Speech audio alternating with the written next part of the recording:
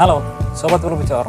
Kembali lagi saya akan membahas sedikit tentang PSM Makassar yang akan berlaga di ASEAN Club Championship menghadapi wakil dari Liga Kamboja yaitu Sperien.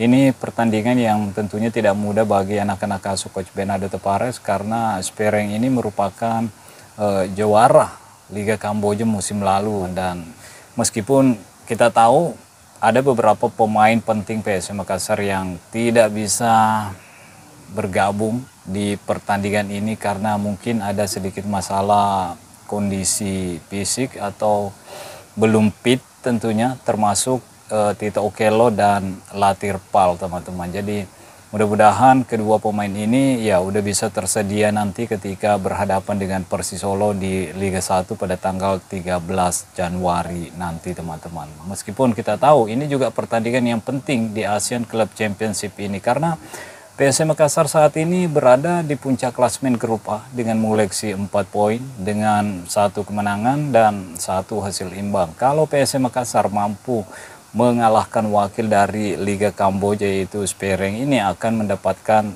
7 poin, teman-teman, dan ya akan membuka peluang PSM Makassar makin terbuka ke 8 besar tentunya. Jadi mudah-mudahan di pertandingan melawan Sperien di ASEAN Club Championship anak-anak asuh Coach Bernardo Tavares bisa bangkit kembali mendapatkan kemenangan sekaligus menjadi modal sebelum menghadapi Persisolo di Liga 1 karena saat ini PSM Makassar berada di urutan ke-11 dengan mengoleksi 24 poin, teman-teman, dan kita juga belum mendapatkan hasil dari banding yang dilakukan oleh PSM Makassar. Apa hasilnya, teman-teman? Dan kemungkinannya sangat kecil untuk PSM Makassar bisa mendapatkan hasil bagus di banding ini, teman-teman. Karena kita tahu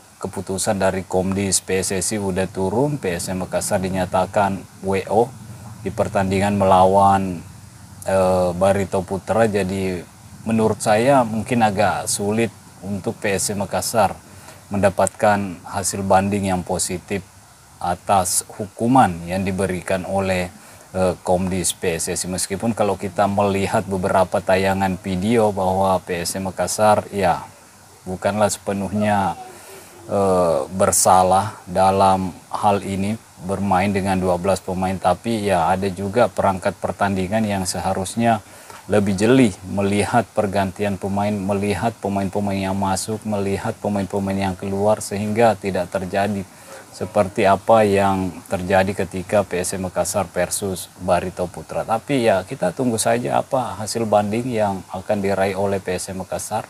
Mudah-mudahan juga hasilnya bagus meskipun sampai saat ini belum ada konfirmasi dari hasil banding PSM Makassar. Yang jelasnya untuk pertandingan di ASEAN Club Championship ini saya berharap anak-anak asuh Coach Bernardo Tavares bisa menampilkan permainan terbaiknya. Meskipun kita tahu saat ini Coach Bernardo Tavares kehilangan satu pemain asing yaitu Adilson Silva, dan sejauh ini juga belum ada pemain baru yang diresmikan oleh PSM Makassar atau pengganti dari Adilson Silva, teman-teman. Meskipun ada beberapa rumor, tapi ya saya tidak ingin membahas terlalu jauh kalau masih sebatas rumor.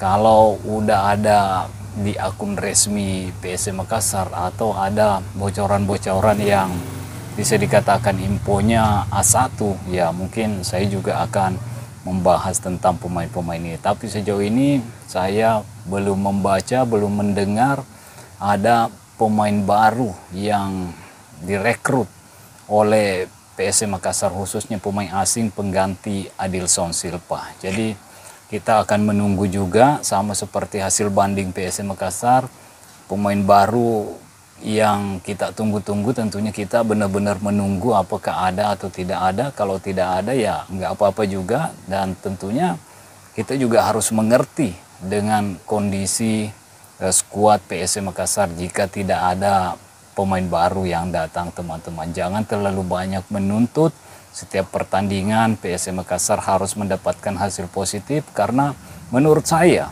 Coach Bernardo Tavares selaku pelatih PSM Makassar sudah melakukan tugasnya dengan baik di PSM Makassar.